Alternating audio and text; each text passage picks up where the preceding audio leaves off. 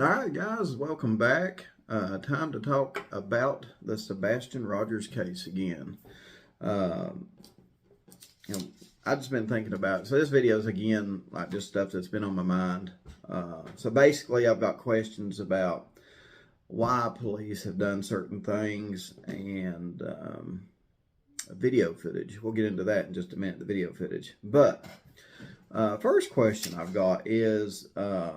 Again, why did police really search that landfill? Okay. Now I did get some footage of the trash people here as they were going up the road. They stopped the truck. I don't know what happened, but anyway, the trash can.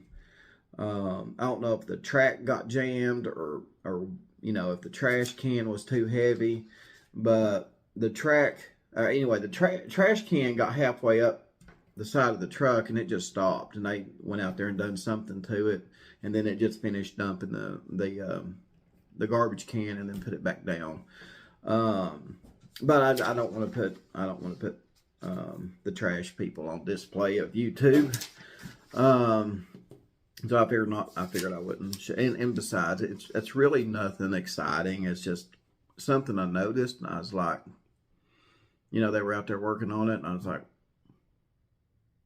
could that have happened in the Sebastian Rogers case? Could that have been the reason why they went to search that landfill? If it was too heavy, or I don't know. Maybe in this case, maybe the track got jammed or something. I don't know. Anyway, I just thought that was really interesting. Or did police really find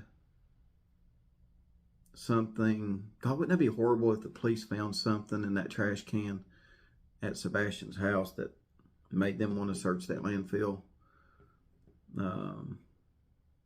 It'll come out if they did. I'm sure it'll come out. I still wonder what it is that caused the police to go search that landfill. I mean, they went through a lot of trouble to get a search warrant.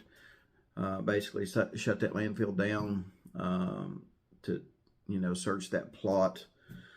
In the landfill where they take, the trash from Sebastian's neighborhood. Just a lot of work, a lot of man hours, and a lot of stuff went into that for, it to be routine. I guess that's what I'm trying to say. Again, why did police? Here's another question: why did police act really weird about the lights video when Nick Barris was talking to? The sheriff, why did they act really weird about the lights video, right? Interesting. And we all believe that there's something more to it than what the police are saying. I believe that video, along with some other video, the police have potential for some gold in this investigation. And I'd say potential because the video footage is probably not that great because it's nighttime. But again, why did police act really weird about the lights video? And here's a great question right here, because someone made a comment on my last video and said, "Hey, Don, they don't issue Amber Alerts for kids that are missing, kids that ran away." Let me rephrase that. Kids that ran away. And I did. I looked it up. And, as I asked Google, I said, you can go ask Google yourself. Do police issue Amber Alerts for runaway kids? And typically they don't. They'll issue like an endangered alert for like a runaway kid. Not like a full-blown Amber Alert. There's got to be more to an Amber Alert being issued. Again, what made police issue the Amber Alert in the Sebastian Rogers case? Because I don't know if they done an endangered child alert at first. Y'all let me know if they did. I came in a little bit late on that one. Did they issue an endangered child alert and then raise it to an Amber Alert? Because if they did, regardless, they had to have had a specific reason to issue the Amber Alert on Sebastian Rogers. So what was it that made them do that? You know. Another question I got about the police. Why have the police refused to do any press conferences? Now, they've done all kinds of news interviews. Well, a few news interviews. I shouldn't say all kinds. The police being transparent and, you know, forthcoming to the public in this investigation is far and few between. But to my recollection, I've never seen not one press conference like we've seen in, like the Summer Wells case, some of these other cases, you know, where they, you know, formally get together, invite the news, and do a formal press conference. Now, I may be wrong, but to my recollection, they have not done one of those. Again, they've just done rare news interviews. All right, so now that that's out of the way, do y'all remember me a while back, a couple months back, talking about the house behind Sebastian Rogers? And I will bet you that that house, because they blurred their house out on Google Maps. I mean, it wasn't blurred out in the beginning, but as the investigation went on in Sebastian Rogers, they blurred their house out.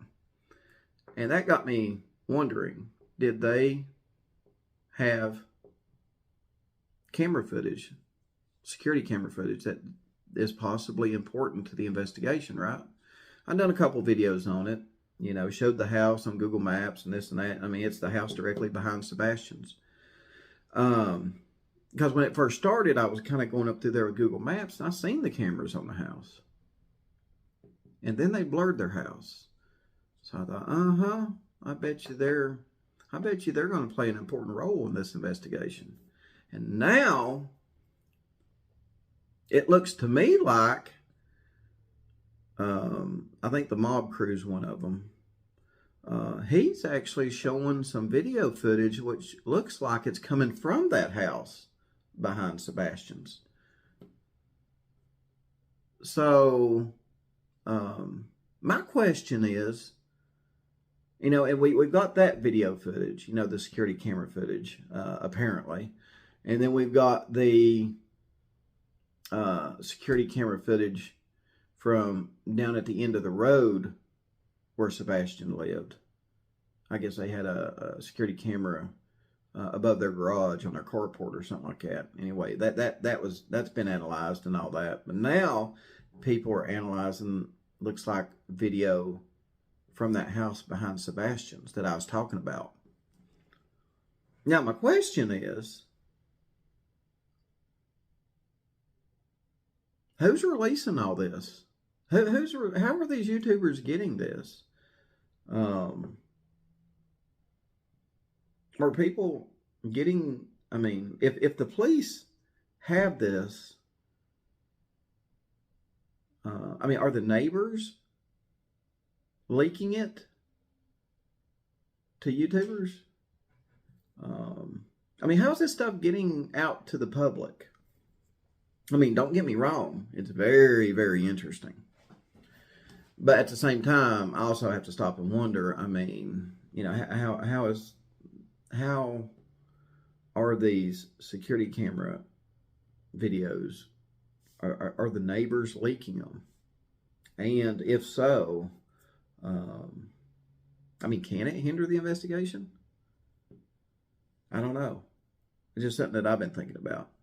Now, don't get me wrong. It's very, like I said, it's very intriguing to look at these videos, right?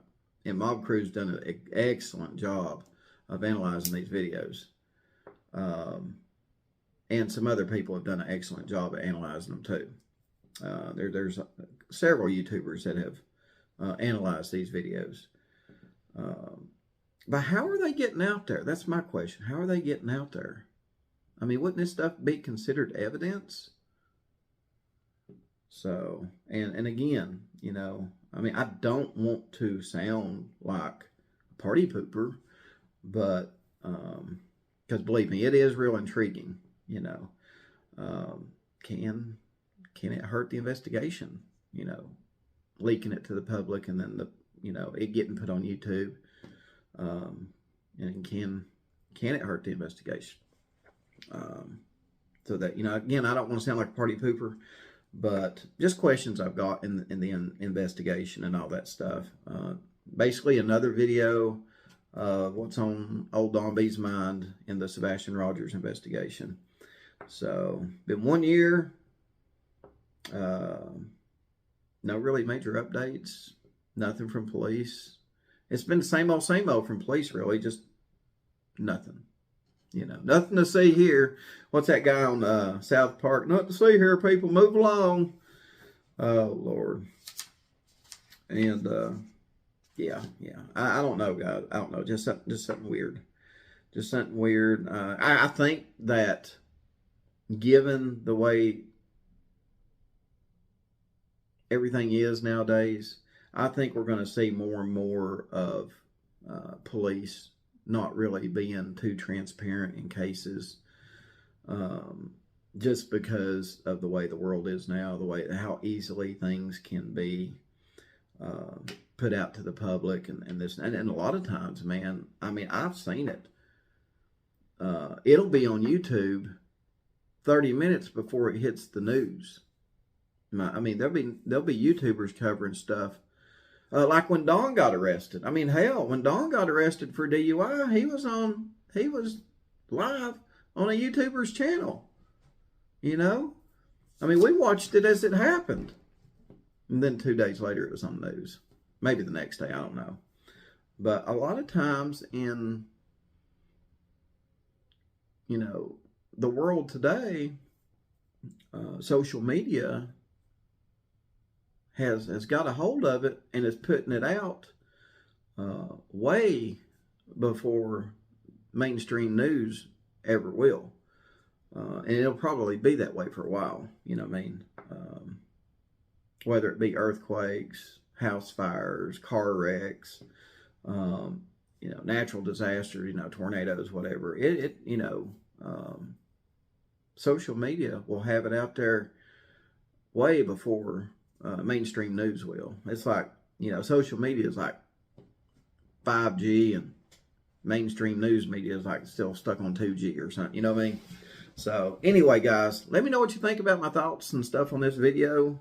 If you liked it, share it. We'd love to have you a subscriber. Appreciate you for tuning in, and let me know what you think in the comments below, and I'll see you on the next video. Y'all take care.